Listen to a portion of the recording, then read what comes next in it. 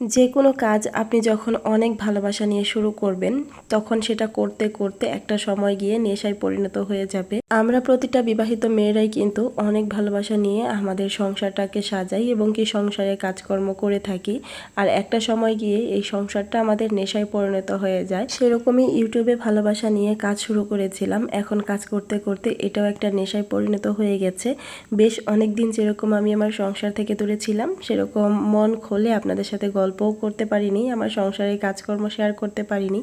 খুব বেশি মিস করছিলাম আপনাদেরকে এবং কি আমার নিজের ডেইলি ব্লগগুলোকে। গত ভিডিওতে আমার বাসার ভিডিও শেয়ার করলো, মন খুলে বাসা সম্পর্কে কোনো গল্প করতে পারিনি, এই কারণে কিন্তু খুব একটা বেশি শান্তি পাইনি। আজকে আমার সংসারের কাজকর্মগুলো করব, সেই সাথে আমার প্রিয় আপুদের সাথে মন খুলে গল্প করব, এতে কিন্তু আমার মনটা অনেক বেশি হালকা হবে। আসসালামু আলাইকুম, কেমন আছেন আমার প্রিয় আপুরা? আশা করি আল্লাহর রহমতে যে যেখানে আছেন সবাই অনেক অনেক ভালো আছেন এবং কি সুস্থ আছেন। আপনাদের সবার সুস্বাস্থ্য কামনা করে নতুন আরও একটি ভিডিও শেয়ার করতে যাচ্ছি। আশা করি আজকের ভিডিওটি আপনাদের সবার কাছে অনেক বেশি ভালো লাগবে। আজকের ভিডিওটা কিন্তু আমি মিড মর্নিং থেকে শুরু করেছি, না সকাল না দুপুর এরকম একটা সময়। সকাল হয়েছে অনেক আগেই, সকালবেলা খাওয়া দাওয়া করেছি, বেশ অনেক কাজকর্মই করেছি, তবে ওইভাবে কোনো কিছু আর ভিডিও শেয়ার করা হয়নি। আমি ঠিক 11টার দিক থেকে ক্যামেরাটা অন করেছি, ঘর গোছানো শুরু করেছি, ঘরদোর গুছিয়ে দুপুরে রান্না করতে যাব। আমার মাথায় ছিল না যে আজকে শুক্রবার, আপনাদের ভাইয়া 12টার পরপরই চলে আসবে আর লাঞ্চটাও সে তাড়াতাড়ি করে নিবে। আমি হচ্ছে এই যে দেখেন কত লেট হয়ে গেছে, তারপরও কিন্তু ঘরে কাজকর্ম করেই যাচ্ছিলাম, কারণ আমার দুপুরে রান্না আজকে করা হয়নি, দুপুরে রান্নাটা করতে হবে। তো পরবর্তীতে 12টা অলমোস্ট বেজে যাচ্ছিল, সেই সময় আমার মনে পড়েছে আর আমি তাড়াহুড়ো করে কিন্তু রান্নাটা বসিয়ে দিয়েছিলাম। এবার কিন্তু বাসায় আসার পর আমার খুব একটা বেশি কষ্ট হয়নি, কারণ আপনাদের ভাইয়া অনেক কিছুই গুছিয়ে রেখেছিল।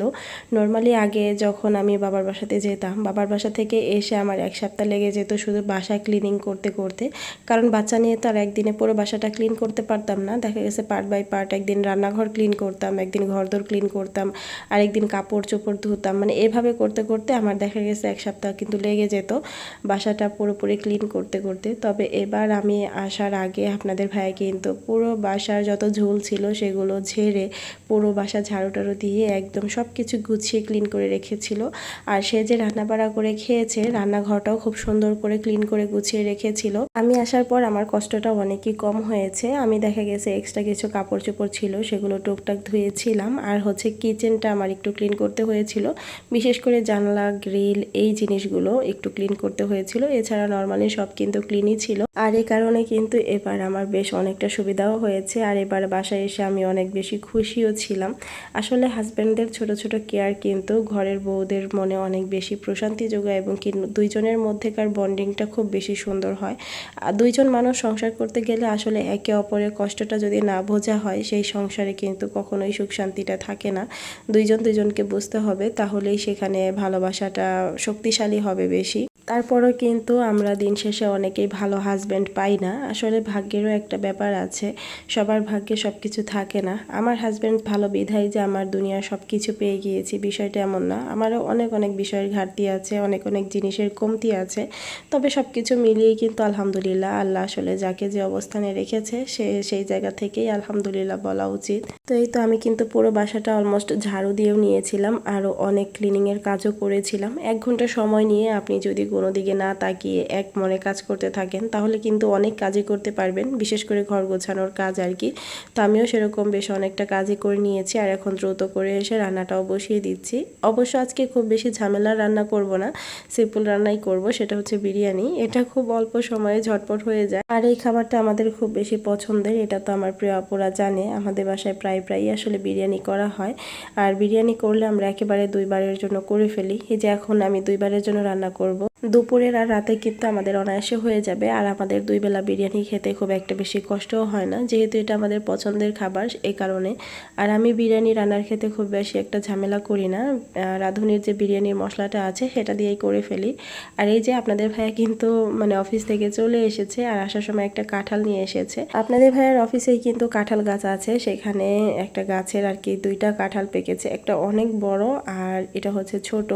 তো তারা সবাই এই কাঁঠালগুলো নিয়ে নিয়ে অনেক বেশি কনফিউজড, কারণ বেশিরভাগই কাঁঠালগুলো মানে বাতি হয়নি, পাকার সময় হয়নি, তবে তারপরও নরম হয়ে গিয়েছে, তবে কোনো রকম কোনো ঘ্রাণ বের হয়নি। তো এগুলো খাওয়া যাবে কি না এটা নিয়ে খুব সন্দেহের মধ্যে ছিল সবাই। তো আপনাদের ভাইয়ের হাতে সবাই একটা ধরিয়ে দিয়েছে আর বড় একটা অফিসে রেখে দিয়েছে, সেটা সবাই মিলে মানে ভাঙবে, যদি খাওয়া যায় খাবে আর কি। তো আমি যখন ভিডিও করতে যাচ্ছিলাম আপনাদের ভাই আমাকে বলছিল যে কাঁঠাল মনে হয় ভালো হবে না, তুমি ভিডিও কেন করছো, সবাই দেখলে কি মনে করবে। তো আমি বলছিলাম ক্যামেরা যেহেতু অন করে ফেলেছি, তো যেটা কপালে আছে সেটা দেখাবো এবার আপুদের, তো যেমন আছে তেমনই দেখাবো। তো দেখা যাক কি হয়, এই ভেবেই আমি হচ্ছে কাঁঠালটা ভেঙে নিচ্ছিলাম। তবে কাঁঠালটা এতটাই আবাত্তি ছিল, মানে এই যে আমি উপরে চামড়াটাই মানে ছুলতে পারছিলাম না। তবে এটা কি কারণে যে নরম হয়ে পেকে গিয়েছে জানি না, এটা আসলে খাওয়ার কোনো উপযুক্ত নেই। এটাকে হচ্ছে এখন ফেলে দিব। আর আপনাদের ভাইয়া পরের দিন এসে অবশ্য বলেছে অফিসে যে কাঁঠালটা ছিল সেটা এটার থেকে নাকি আরও একটু মানে বাড়তি হয়েছিল আর হালকা একটা মিষ্টি ছিল, এই কারণে সবাই নাকি খেতে পেরেছে। তো জেনে ভালো লেগেছে, সবাই খুব আশা করে ভেঙেছে, তো সেটা যে অল্প হলেও খেতে পেরেছে এটা জেনে খুব ভালো লাগছিল আর কি। আর রোজা কাঁঠাল খুব বেশি পছন্দ করে, কাঁঠাল দেখে তো মেয়েটা আমার খুব খুশি হয়েছিল। তবে ওই যে বললাম ভাগ্যেরও একটা ব্যাপার আছে, এটা আসলে আমাদের রিজিকে ছিল না, এই কারণে এটা নষ্ট বের হয়েছে।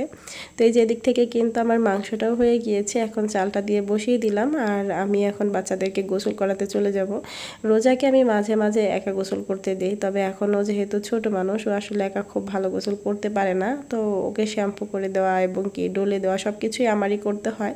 তো এখন ওকে গোসল করাবো, তারপর শোভানা বাবুকেও গোসল করিয়েছি, টুকটাক কিছু কাপড় চোপড় ছিল সেগুলো ধুয়ে তারপর আমি গোসল করে ফেলেছি।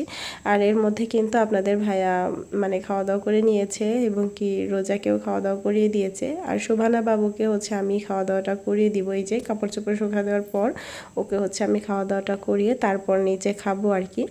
গতদিন অনেকগুলো কাপড় ধুয়েছিলাম, সেগুলোই হচ্ছে এখন উঠিয়ে নিচ্ছি। আর এখন নতুন করে যেগুলো ধুয়েছি সেগুলো হচ্ছে মেলে দিব। বাবার বাসাতে যে কয়দিন ছিলাম দেখা গেছে আমার কোনো কাজই ওইভাবে করা হয়নি। আসার কয়েকটা দিন আগে আম্মু বেশি অসুস্থ হয়ে যাওয়ার কারণে কিছুটা কাজ করেছি, তবে ওই রকম আহামরি কোনো কাজ আমার করতে হয়নি।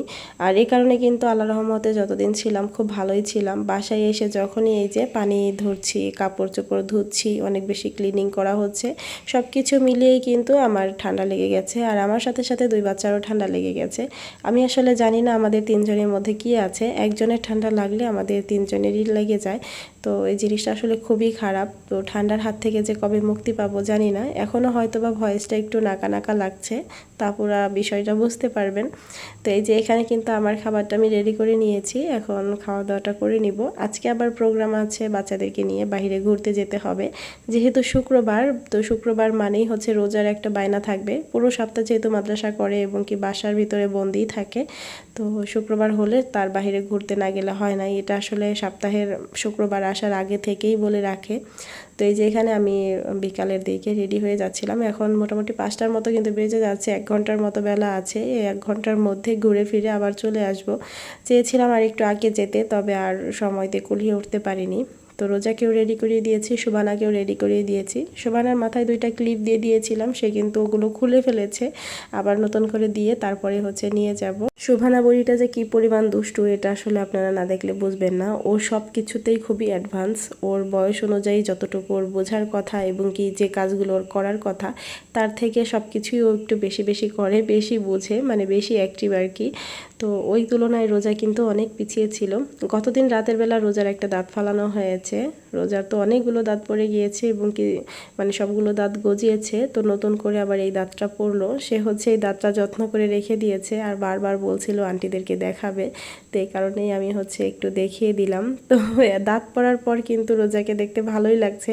সামনের 2টা দাঁত যখন ছিল না তখন কিন্তু একটু পচা লাগতো, তবে এখন সাইডের একটা পড়ার পর কিন্তু মাশাল্লাহ দেখতে বেশ ভালোই লাগছে। সবাই আমার বাবুদেরকে দেখে মাশাল্লাহ বলবেন। আর এদিক থেকে যেসব আপুরা আমাদের অর্গানিক হেয়ার অয়েল এখনও নেননি তাদেরকে বলবো একবার হলেও আমাদের অর্গানিক হেয়ার অয়েলটা নিয়ে নেবেন। এতে করে আপনার ছোট সোনামণির চুল এবং কি আপনাদের চুলগুলো কিন্তু চাইলেই অনেক বড় করতে পারবেন। আমাদের তেল ব্যবহারের ফলে আপনাদের চুল পড়া বন্ধ হবে, নতুন চুল গজাবে, চুল অনেক দ্রুত লম্বা হবে, চুলের খুশকি দূর হবে, সেই সাথে চুল অনেক বেশি সফট, শাইনি, সিল্কি হবে। ইতিমধ্যে আমার সব আপুরাই কিন্তু আমাদের রোজা হেয়ার অয়েল সম্পর্কে জেনে গেছে, তারা সবাই কিন্তু আমাদের অয়েল সম্পর্কে জানে এবং কি নিয়েও নিয়েও নিয়েছে। তো যারা নেননি আশা করব তারা নিয়ে ফেলবেন। আপনাদের সুবিধার জন্য স্ক্রিনে আমি আমাদের ইমো এবং কি হোয়াটসঅ্যাপ নাম্বার দিয়ে দিব, সেখানে যোগাযোগ করে কিন্তু আপনারা তেলটি নিতে পারবেন। এছাড়া আমাদের ফেসবুক পেজের স্ক্রিনশট দিয়ে দিব। আমাদের পেজে গিয়েও কিন্তু আপনারা তেলের আপডেট সম্পর্কে জেনে তারপর হচ্ছে অর্ডার কনফার্ম করতে পারেন। তো এখানে আমি শোভানাকে নিয়ে একটু বসেছিলাম, তো রোজা একটু ভিডিও করে দিচ্ছিল। আর শোভানা কিন্তু এখান থেকে কোনোভাবেই উঠবে না, সে ওখানে বসেই থাকবে। আর অনেক মানুষ যেহেতু ছিল তাদেরকেও দেখছিল বারবার ঘুরে ঘুরে আর কি। এই জায়গাটা কিন্তু বেশ সুন্দর। এটা হচ্ছে বৌদ্ধ মন্দির। কুমিল্লার বৌদ্ধ মন্দির সম্পর্কে অনেকেই শুনেছেন। এটা আমাদের বাসার কাছাকাছি দেখে কিন্তু মাঝে মাঝে আসা হয়। তো একটু একটু ভিডিও যেহেতু এর আগেও শেয়ার করেছি, এই কারণে এবার আর খুব বেশি একটা ভিডিও শেয়ার করা হয়নি। তো আজকে ভিডিও থেকে আমি এখানে বিদায় নিচ্ছি। সবাই অনেক অনেক ভালো থাকবেন। আল্লাহ হাফেজ।